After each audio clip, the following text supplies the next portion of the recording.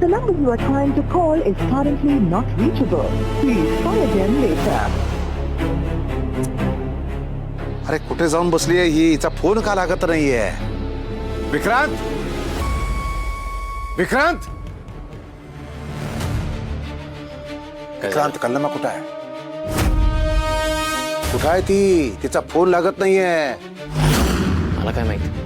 मग कुणाला माहित असणार? मी शेजारी फोन केला, ती पोचलेली नाही निपाणीला अजून. कुठं आहे ती? कुठं आहे सांग. माझ्यावर आवाज चढवायचा नाही, सांगितलं ना. मला माहित नाही. खरं बोल, माझा तुझ्यावरती अजिबात विश्वास नाहीये. कुठं आहे ती? कुठं आहे? माझ्यावर आवाज चढवून सापडणार आहे का ती? एवढंच असेल ना तर जाऊन शोधा तिला. अरे तुला मी चांगला ओळखून सोडलाय की रे. तू कुठल्या थराला जाऊ शकतो हे मला चांगलं माहिती आहे. मला कळलं पाहिजे माझी कल्लमा कुठं आहे ते. कुठं आहे? बास हा, परत परत सांगणार नाही मी. तमाशा करायचा नाही. तमाशा? मी तमाशा करतोय? नाही तर काय मी करतोय? मी तुला दाखवतो आता तमाशा कशाला म्हणतात ते. जर माझी कल्लमा मला जर कुठं आहे ते कळलं नाही तर काय? तर काय सांगून टाकेल सगळ्यांना आपल्या दोघांचं जे डील आहे ते. मला ब्लॅकमेल करतोयस? मला ब्लॅकमेल करतोयस? हा जो तू काही घातलेला गोंधळ आहेस ना, तेवढा राडा घालून सुद्धा मी सांगते एवढं लक्षात ठेव. ए, मी काही केलेलं नाहीये. तुझ्या चुका तू माझ्यावर ढकलू नकोस रे. मला माझी कल्लमा कुठं आहे तेवढा सांग. एकदा सांगून तुला कळत नाही का? नाही, एकदा सांगून तुला कळलं असतं ना तर ही वेळ आलीच नसती. ए बास, खूप ऐकून घेतलं तुझं. आता याच्या पुढे ऐकून घेणार नाही मी. आता बाहेर जाऊन सगळ्याला सांगतो की रे, त्या इंद्रा राणी आबाला सगळ्याला सांगून टाकतो खरं काय ते.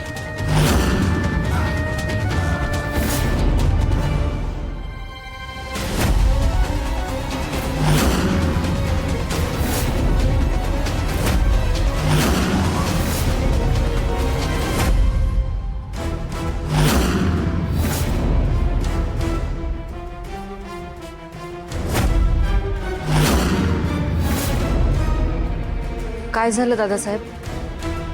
तुम्ही दोघं जण भांडत होतात का? मोठ्याने बोलण्याचा आवाज येत होता.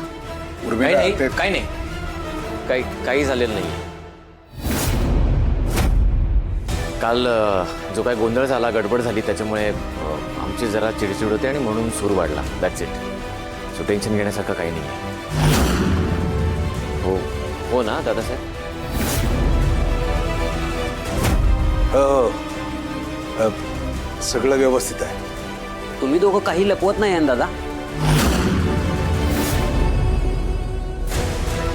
नाही रे, वेडा आहेस का? तुला बोललो ना, काल सगळी गडबड झाली, गोंधळ होता, म्हणून आम्ही जरा फ्रस्ट्रेट आहोत. That's it.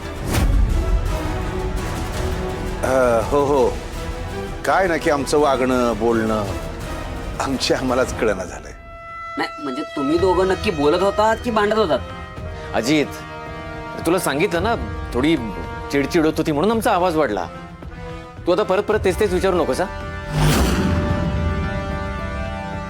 त्या इंद्रा आणि राणीचं फार अति होतं या. त्यात तो जयसिंग सुद्धा सगळ्यांसमोर बोलला. हा, आणि या सगळ्यामध्ये मी काहीच बोललो नाही म्हणून दादा माझ्यावर चिडले, म्हणून ओरडत होते मला. अरे ओरडू नको तर काय करू? तुला नीट समजावून सांगितलं होतं काय करायचंय ते. हो, बरं दादा, तेच बोलण्यात काही पॉईंट नाही. आपण ब्रेकफास्ट करूया का? या चला.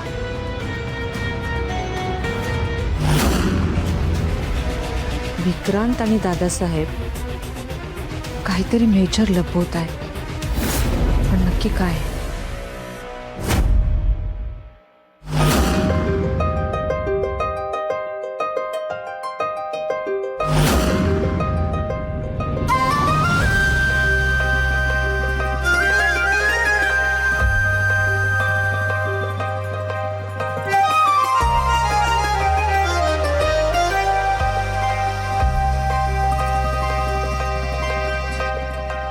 राणी हे हे खरं आहे. तू माझ्या इतक्या जवळ आहेस. माझा विश्वासच बसत नाहीये. लाईक सिरियसली हे घडतंय. किती दिवस झाले मी या दिवसाची वाट पाहत होतो राणी. माझ्या प्रत्येक दिवसाची सुरुवात ही अशीच तुला माझ्या इतक्या जवळ बघून व्हावी. मी डोळे उघडले की माझ्या समोर तुझा हा गोड चेहरा दिसावा. तुझ्या चेहऱ्यावरचा हा गोडवा मी दिवसभर मनात साठवून ठेवा. माझं मन प्रसन्न व्हावं. मला दिवसभरासाठी एक छान एनर्जी मिळावी. आणि मला हेच हवं आहे. आणि ते आयुष्यभरासाठी.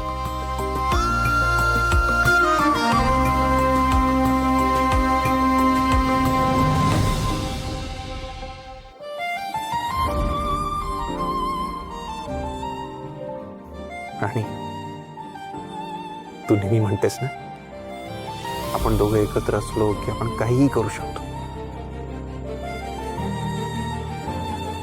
आज मी प्रॉमिस करतो तुला आपण दोघं सतत असेच एकत्र राहू. आणि तू पण नेहमी अशी माझ्या समोर राहा माझ्यासोबत.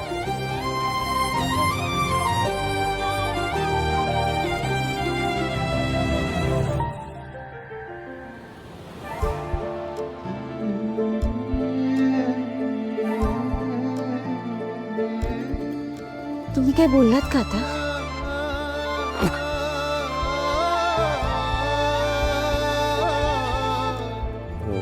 नाही मी काय मी कुठे काय मी काही बोलण्याच्या सिच्युएशन मध्येच नाही.